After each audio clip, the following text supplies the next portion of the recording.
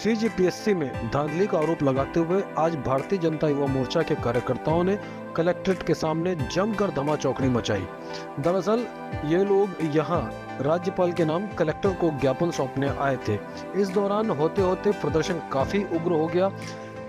प्रदर्शन की उग्रता का अंदाजा इसी से लगाया जा सकता है कि भाजयुमो के कार्यकर्ताओं के द्वारा बैरिकेड और एक लोहे का गेट तोड़कर कलेक्ट्रेट परिसर में काफी हंगामा मचाया गया। बहरहाल कलेक्टर की अनुपस्थिति की वजह से ये ज्ञापन कलेक्टर को तो नहीं दे पाए, अलबत्ता राम कुमार कृपाल संयुक्त कलेक्टर को ये ज्ञापन देकर वापस लौट आए। यहाँ हुई इस धमाचौकड़ी के चलते एक महिला पुलिसकर्मी भी घायल हुई है और जो गेट तोड़ा गया है। अब देखना ये होगा कि सरकारी संपत्ति को पहुंचाए गए नुकसान के संबंध में क्या भारतीय जनता युवा मोर्चा के इन कार्यकर्ताओं के खिलाफ कोई कार्रवाई की जाएगी। आज हम लोग भारतीय जनता युवा मोर्चा के नेतृत्व में प्रदेश नेतृत्व के आह्वान पर पीएससी चयन में जो घोटाले हुए हैं उस मुद्दे को लेकर हमने कलेक्टर ऑफिस का घेराव किया था। कलेक्टर सर यहाँ नहीं है, हमको जानकारी नहीं थी। हम लोग कलेक्टर साहब को मिलने के लिए बुलवाए तो यहाँ पास हमको जानकारी नहीं थी। यहाँ पास आने के बाद पता चला कि कलेक्टर साहब नहीं है, बाहर गए हैं।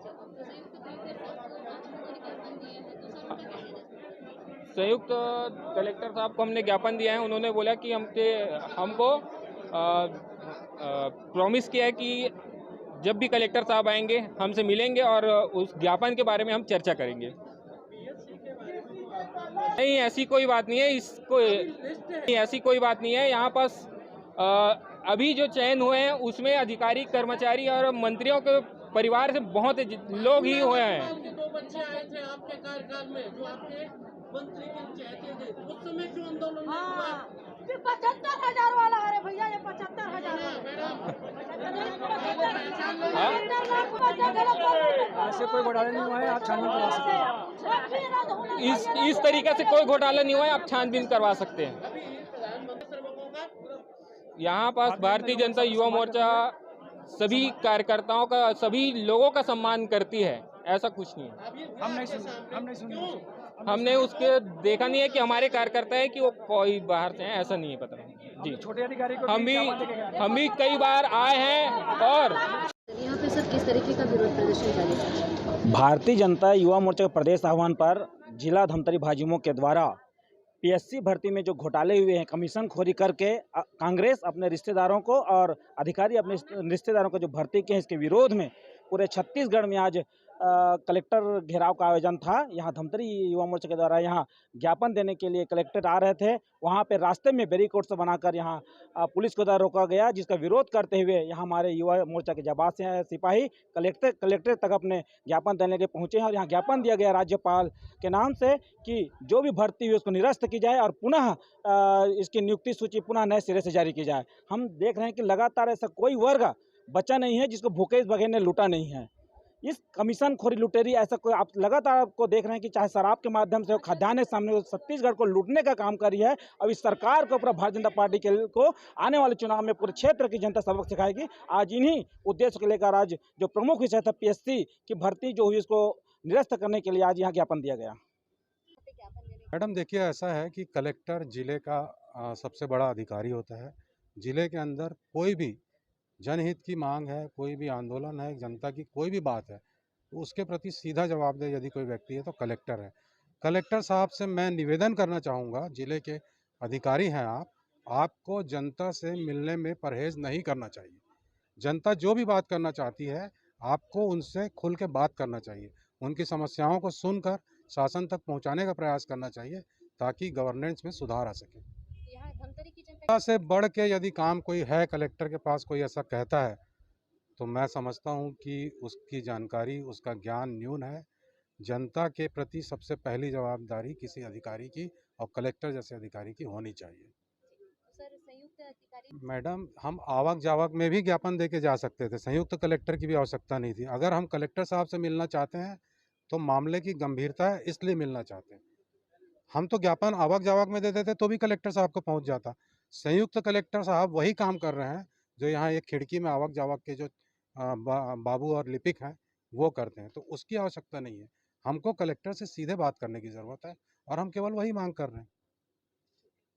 तरीके का विरोध प्रदर्शन देखिए, आज प्रदेश के आह्वान पर पीएससी जो घोटाला जो कांग्रेस की सरकार के द्वारा किया गया, मुख्यमंत्री भूपेश बघेल डायरेक्ट इसमें इन्वॉल्व है। वो हर एक अधिकारी को अपना जो खनिज विभाग है, चाहे कोई भी विभाग हो, उसमें अपना अधिकारी बैठाने के काम कर रहे हैं। उस समय भी ऐसे घोटाले हुए थे, लेकिन अभी क्यों ऐसे विरोध प्रदर्शन किया? उस समय अगर घोटाले और इस तरीके का भ्रष्टाचार हुआ था तो लोकतंत्र है, लोकतंत्र में हर चीज़ जायज़ है। उस समय कांग्रेस की सरकार क्या सो रही थी क्या?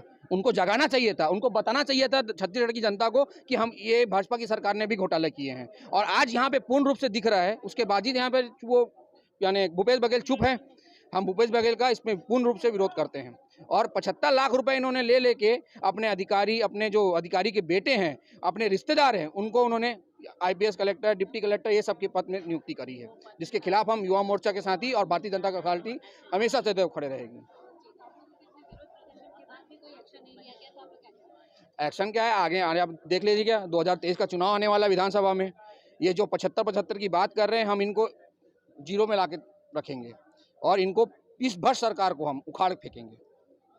भाजपा के जितने कार्यकर्ता यहाँ पे विरोध प्रदर्शन कर रहे हैं, किस कारण से कर रहे हैं? भाजपा के युवा मोर्चा द्वारा विरोध प्रदर्शन किया जा रहा है, क्योंकि युवाओं का हक अभी की सरकार मार दी है। युवा इतना मेहनत करता है, उसके बाद भी उनको उसका परिणाम नहीं मिलता है। पीएससी के एग्ज़ाम में वो सेटिंग के अनुसार, परिवारवाद के अनुसार पूरे परिवार वालों को उसमें पास कर दिया गया है। और युवाओं में ये जोश है कि उनका हक क्यों मारा गया, हम भी मेहनत करते हैं, हमें भी उस तक पहुंचने दिया जाता है। इसके विरोध में उन्होंने, पीएससी के विरोध में उन्होंने आज कार्यकर्ताओं ने ज्ञापन सौंपने आए थे, इसके बारे में बताएं।